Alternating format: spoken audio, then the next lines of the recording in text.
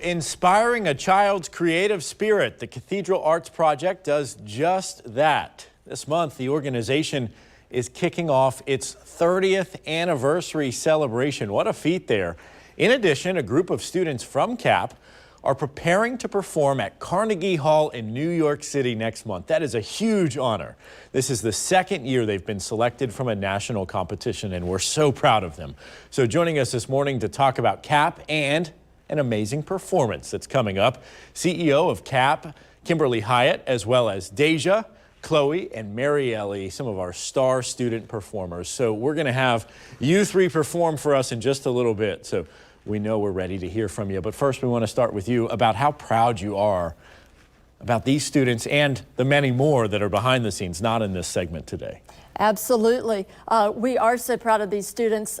They were selected from international auditions, Canada, the United States, Europe, and Asia, and they actually scored first place in the ensemble competition. Incredible. So they get to go now and compete in just a few weeks in New York City. Yeah, so much talent here in Jacksonville. So let's talk about the journey getting here, making them talented musicians. I know that CAP has a big part of that.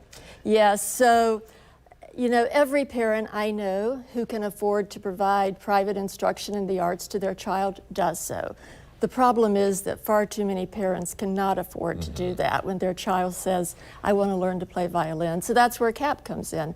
We provide free instruction in the visual and performing arts to students throughout Duval County. Today, we have provided over 31,000 children with instruction in an art form. So that's one part of what we do. The second part of what we do is advocacy and a lot of research. So we try to look for gaps in programming around Jacksonville. In 2020 and 2021, we did some research that showed 84% of principals needed more resources for art and music supplies.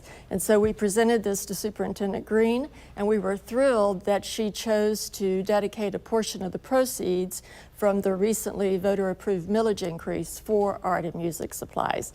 So we're trying to address those gaps. So you're planting that seed, laying the foundation for just a lifelong love of music. And we know that if children can learn music, then they're going to succeed in math and science and art and so many other skills. Exactly. We see time and time again through research on CAP students as well as around the country that kids score better on standardized tests.